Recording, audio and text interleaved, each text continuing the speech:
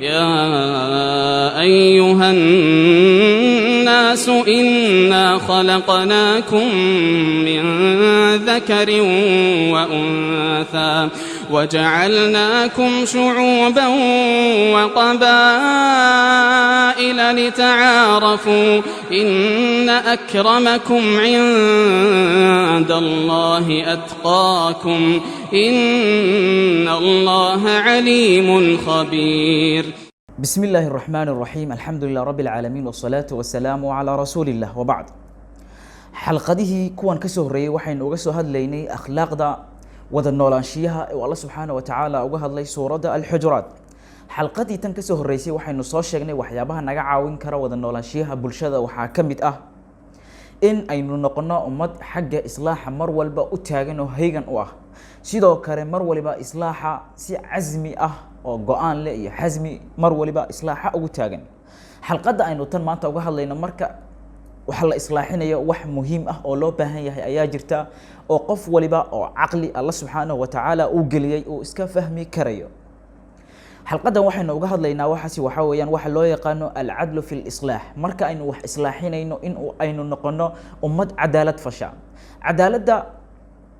qof waliba waa uu fahmi karaya diintu barta ay uga taala cadaaladana waa la wada garanaya. Allah subhanahu wa ta'ala cadaaladda markii uu asaleynayay waxa uu noo sheegay in ay cadaaladu tahay in ay cadaaladu muhiim u tahay fardiga usrada iyo bulshadaba qoyska iyo bulshadaba. lidalika Allah subhanahu wa ta'ala waxyaabaha uu rususha u soo diray kitaabkana u soo dajiyay Allah subhanahu wa ta'ala waxa uu yiri liyaquma an-nasu bil qisd weeyaan. Allah subhanahu wa ta'ala cadaaladda isaga oo ka hadlaya inaynu noqono ummad cadaaladda marka wax la cadaalad la sameeyo cadaaladdu ma taqaano jacayl iyo nacib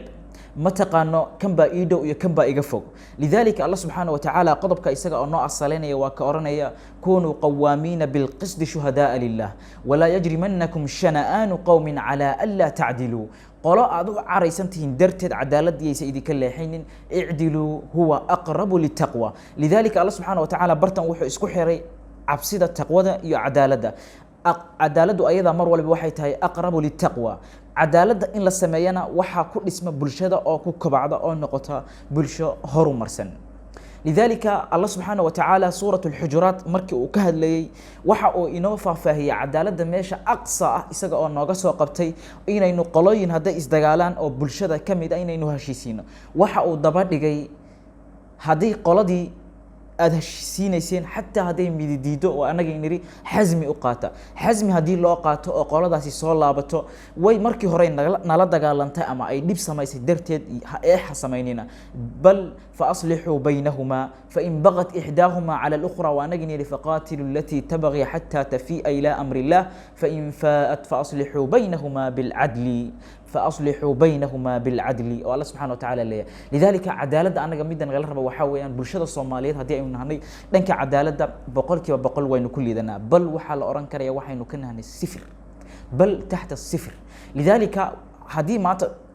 محكمة هنا عدالة أمد وحسكو قبضتها هدي لو ده حادين دتكاس هدي اللي يرادو نسبة في المئة ما قد في ليس إن عدالة لجو سمية وحكوليه إن عدالة ليس سمية ما بفيليه بمشي واسكت يا أون ما هنا. لذلك إن نقول عدالة كوسول الله بنا عدالة مركب علماء كهلا وقوة أورانيا إن الله لا ينصر الدولة الظالمة وإن كان إن الله لا ينصر الدولة العادلة وإن الله لا ينصر الدولة الظالمة وإن كانت كافرة ولا ينصر الدولة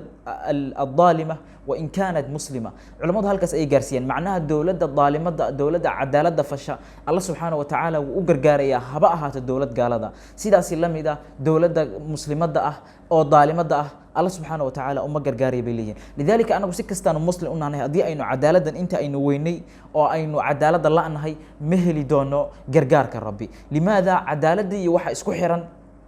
iyo cabsida ummad aanan cadaalad sameynaynin waxa ay ka talawsadeen Allah subhanahu wa ta'ala wixii u soo dajiyay kutubta oo Allah subhanahu wa ta'ala oo nabiyullah Muhammad alayhi salatu wasalaam u soo diray quraanka u soo dhiibay. lidalika anagu waxaan rabaa inaynu cadaalad sameyno ummad cadaalad ku joogto inaynu noqono. Allah subhanahu nabiga alayhi salatu wasalaam xadiis ayaa waxa uu noogu sheegaya